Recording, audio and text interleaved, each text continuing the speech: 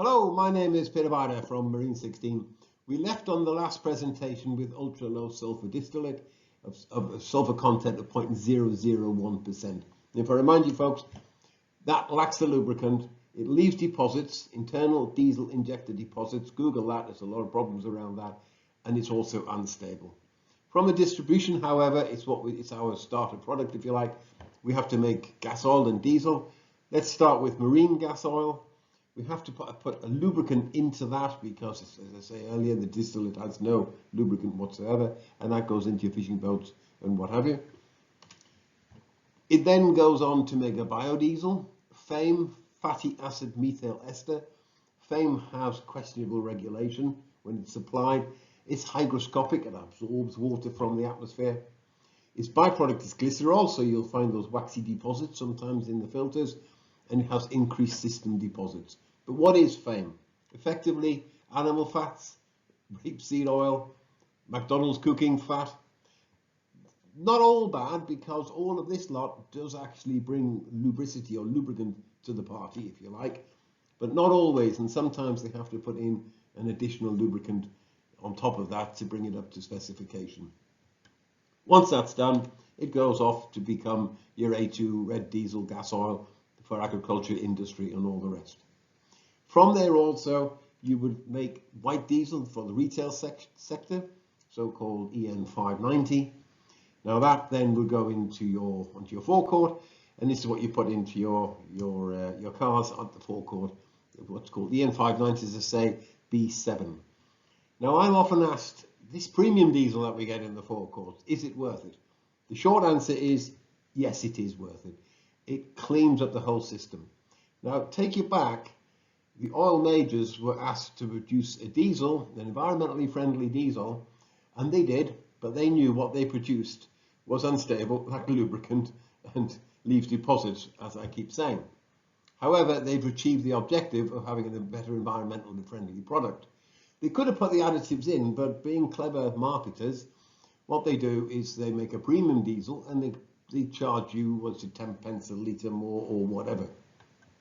Now in that premium diesel, they'll put a detergent, a dispersant.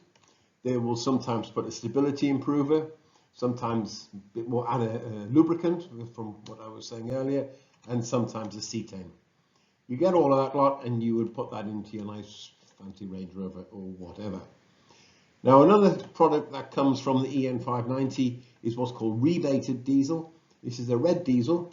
They put the red dye in there, and there's no tax on that then, and that can go off to agriculture, farming, for example. That would definitely be my preference. If I was a farmer with my modern common rail diesel, I would want to put in the cetane 51 EN590 red. It's a much more regulated product. The worst problem you can have is when the system is shortcut, and let's face it, all systems have their shortcuts. This is when you have a fuel with insufficient lubricant. That will cause serious problems to your engine. But also, where the lubricant was supposed to be added when it came in with the FAME, if it isn't added or people are cutting costs, if it's not added there and there's not a lubricant, the same thing will happen. It will give you a lot of problems to the engine.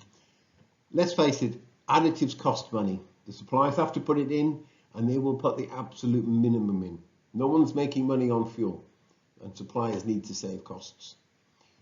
Our own product, where we stand, we have, for want of a better term, premium diesel substitute, diesel fuel complete. It adds a lubricant, as I say, with the product ultra low sulfur distillate lacks lubricant. It adds a detergent and dispersant, which helps to clear away any deposits that form and gives some stability. And because of the FAME being hygroscopic, it absorbs water, so we have a biocide in there as well, just to keep the diesel bug at bay. Marine 16, we specialize in fuel management systems. We have a proven #1 diesel bug killer from Practical Boat Owner magazine. We design and manufacture our products in the UK. Our premium product, if you like, the diesel bug treatment, it has engine manufacturer approval. If you look at that bottom slide, that was from a fishing boat in the North Sea it got into trouble. That worm, as you can see, was actually diesel bug, and it was all the way through the fuel pipes. This one, as I say, broke down. It had to be rescued by the RNLI and towed in by the lifeboat service. Diesel fuel complete is our answer, if you like, to the premium diesel.